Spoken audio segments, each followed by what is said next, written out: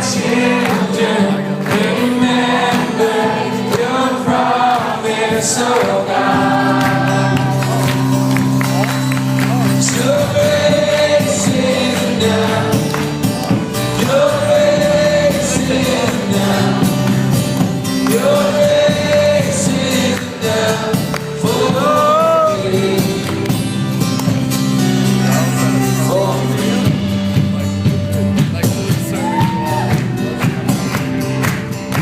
I wrote this song 10 years ago this year. I wrote it as a prayer, as a very, very honest prayer, to try to reconnect my head and my heart. Because I don't know about you, but I think that sometimes we tend to live our life with our mind and our hearts kind of in two separate spaces. And what happened is that I was dating somebody, we broke up. And so if somebody who's single who tells you they're struggling with God's will in their life, chances are it might have something to do with that. And so I turned to the scriptures for consolation, because I knew it was the right thing to do, but sometimes the right thing to do is actually really hard to do. And so I kept finding two things. I kept finding David in the Psalm saying to God, please remember your covenant, remember the promises you made to us. And then I found Paul talking about how he had something that he wanted God to sort of fix for him. It irritated him so much, it was like his thorn in his side. And I guess for me at that moment, being perpetually single was like my thorn in my side.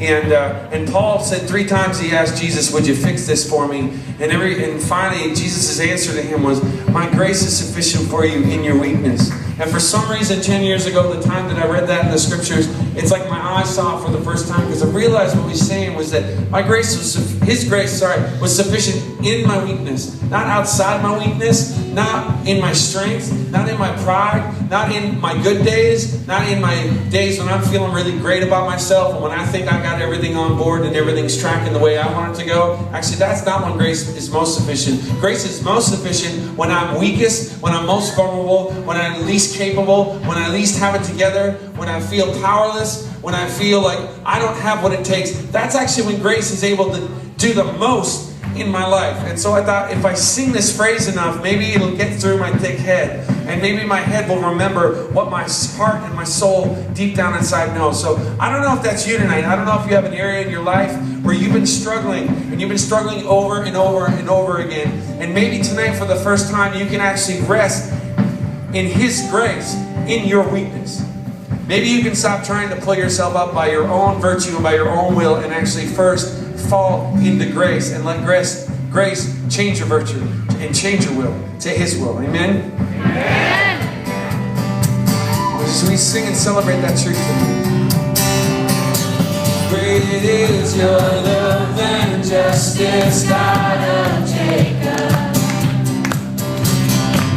You use the weak to lead the strong. You listen, soul. You lead us in the song of your salvation, and all your people sing along. Yeah, sing along. So remember your people, remember your children, remember your promise, oh God.